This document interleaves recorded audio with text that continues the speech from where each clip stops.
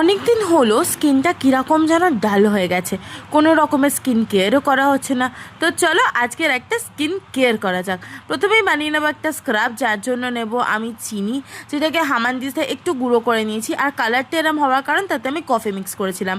নিলাম সাথে 1 চামচ চালের গুঁড়ো, আর নিয়েছি হলো অল্প একটু coconut oil. Mix mix mix, বাস এটাই হলো আমার স্ক্রাবার।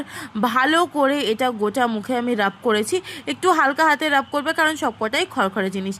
তারপরে মুখটা ধুয়ে চলে এসেছি, আর ম্যাসাজের জন্য একটা প্যাক বানাবো। খালি বাটির মধ্যে নিয়ে নিয়েছি আধা চামচ কফি আর সামান্য একটু মধু। That's it. এটা কিন্তু লাগাতে একটু ডিফিকাল্ট হবে, কারণ কফি আর মধু বড্ড চটচটে একটা কম্বিনেশন। কিন্তু একটু কষ্ট করে যদি লাগিয়ে নাও, দিয়ে আধ ঘন্টা রেখে পরিষ্কার করে ধুয়ে নেবে। এটার রেজাল্ট আমার স্কিন কতটা সফট লাগছে। আর এখানে আমি একটা টোনার স্প্রে করলাম, কিছুই না, ওটা চালের জল যার মধ্যে একটু লবঙ্গ ভেজানো রয়েছে। বেবি অয়েল লাগিয়ে কমপ্লিট করলাম আমার স্কিন কেয়ার।